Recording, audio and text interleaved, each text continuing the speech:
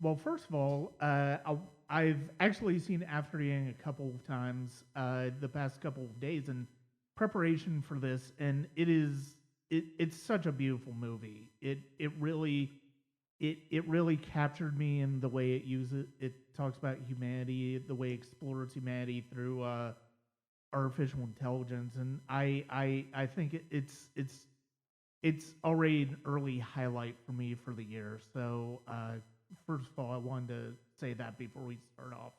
Great, I'm so glad. We made the movie. We made the movie 3 years ago, Mhm. so it's so nice that people are finally getting to see it. What was it that first drew you to working on After Yang? Well, I was really moved by the script when I read it, and that's kind of always the starting place for me when choosing a project. Um, it was one of those scripts that I read that I could really visualize. Some are kind of more immersive than others. Mhm. And then I met with Kogonada, and we really connected and we really hit it off. He's a very quiet and thoughtful and kind of existential person, and had a very clear vision for the movie.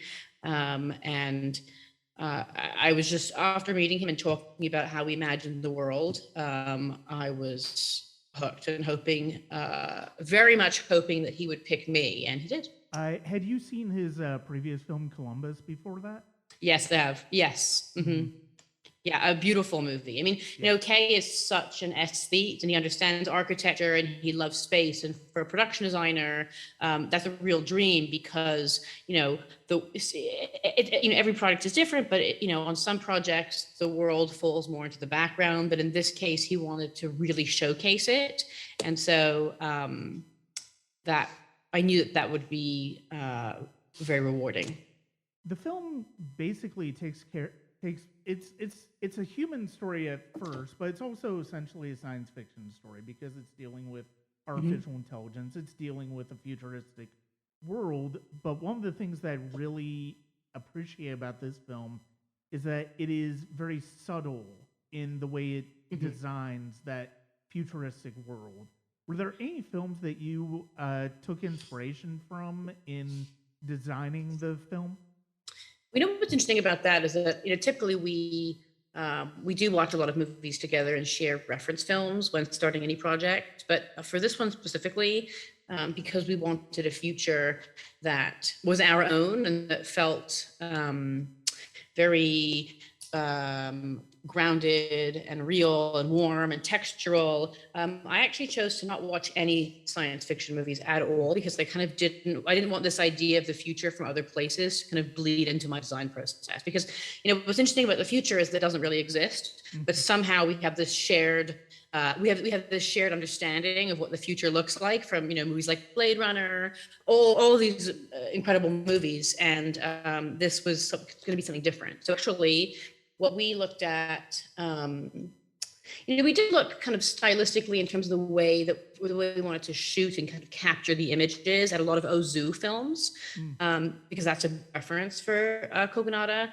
And I know that he and our cinematographer Ben Loeb watched some things together, but in terms of the design, it was kind of really important to keep that separate. And so we actually looked at a lot of art design, theater, and we actually did a lot of reading for the project. Okay. That actually ties in nicely to my next question, which is at what point in the production, because I would imagine because of lighting, because of the way the cinematographer and the director are going to shoot the production, you production design really has to have a very collaborative process with the cinematographer. At what point in the production, this is in general, not necessarily specific to this one, do you start that collaboration with the cinematographer?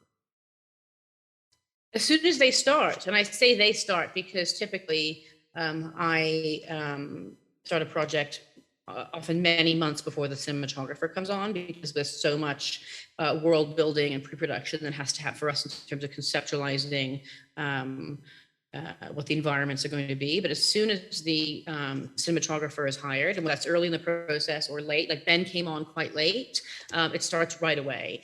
And what I will say is that working with Ben was really wonderful. Like we worked so closely together, and made sure, because in a movie like this, you have to kind of make sure that production design, cinematography, and costumes are all in sync in order for the world to feel cohesive. Mm-hmm. And that started very early on, like the first day he got there. One of the things I did notice watching the film, especially the second time, was that there's an emphasis on yellow hues and green hues throughout the film. I was kind of wondering where that came from, if you could elucidate on that a little bit. Yeah, I mean, so a lot of the thinking around the kind of the time period was based around this sort of timeless future. But what we did know, for us in designing the world, that we knew that we wanted our the Yang world to be living in a post-apocalyptic present. So humanity had gone through there had been a huge cataclysm, and so now humans are starting to rebuild and are kind of working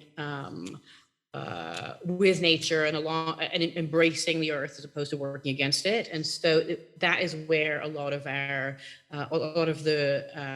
plant life and greenery came from. So humans have engineered ways to get power from plants, so on and so forth. And so a lot of the green comes in from this kind of ever-present natural world. And in terms of the yellows, because we didn't want a kind of stark dystopian, clean, crisp future. We wanted a future that felt very human and warm. We wanted it to feel kind of inviting and cozy and relatable. That's where all of the warm light and color palettes came in.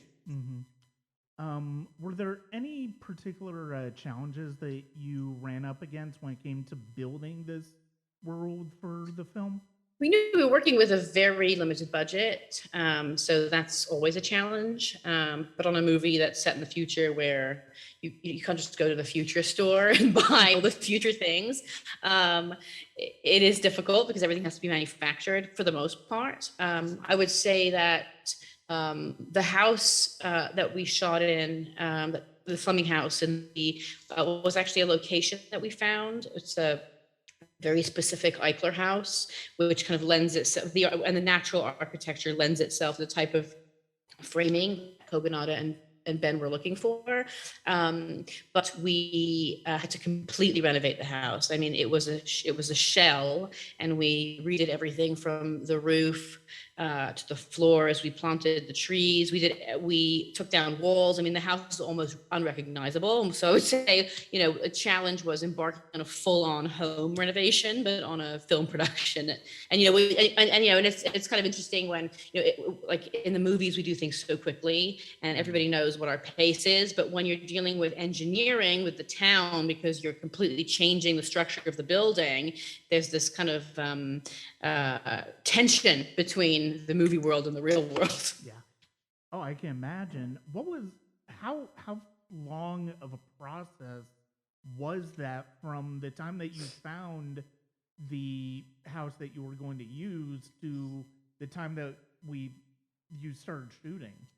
I think it was probably about, let's see, it was about this time 3 years ago that I was hired. And then I think we started shooting, I think it was in April or May, and the house at the end of our schedule. So it was 3 to 4 months. It was a very long build because I had a big design process. And I worked very closely with Kay to figure out what the house would look like. And then we had our build, and then, started shooting, and we shot at the end of our schedule. Was it mainly because of the nature of the story that the production design basically took on more of an Asian feel to it in terms of the looks of it, the types of furniture, the types of just the way that some of the furniture looks, the way some of the designs in the house look? What was really important to us was, kind of in this post-apocalyptic world, we kind of wanted a kind of timeless and borderless environment. And so, where, culture is more fluid. So, for those who are paying attention, you can see that any of the products that they're using, there's from multiple languages printed on all the packaging.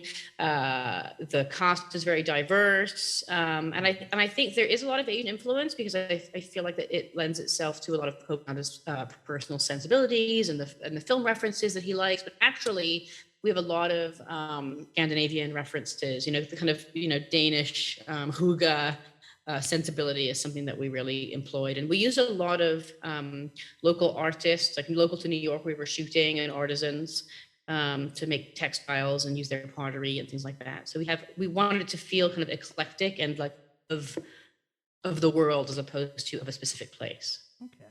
Were there any specific choices that you made throughout the process of designing the film that you're especially proud of, whether it was a solution to an issue that you guys came up against when making the film, or just because one of the things I do love how subtle the design is, and like you look at the bowl that the fish is in, that Colin Farrell's character gets, Mika. It's still a fish bowl, but at the same time, it's got a it's got a handle over, so it's very easy to and that strikes me as something that's a little bit more out of the ordinary than what we would normally expect, or what we're normally used to in that type of scenario. So is there anything that a type of thing like that, or just anything in general, that you're particularly proud of when it comes to this film? What I'll say is, it was a really huge undertaking for my department. And so everything from the fishbowl to the milk packaging was all custom designed and made. And so I'm really happy that they're getting their time on screen and people are noticing. We set ourselves the challenge of, given that we're kind of living in a world that has a symbiosis with nature, that our mandate was to not use plastic. And that's actually really difficult, and where possible to use renewable materials. And so we didn't use any plastic in the movie at all, because it's not a renewable material. And we designed a lot of using a lot of salvaged woods, because that's what would have made sense for the world. And we used a lot of copper, that maybe plays into some of the warmth that you see, because copper is an endlessly renewable resource. So I'm kind of proud that, in our design practices behind the camera, we were kind of, with our design practices behind the camera, we were able to kind of fill out the world in a way that made sense. And so that I'm kind of proud of.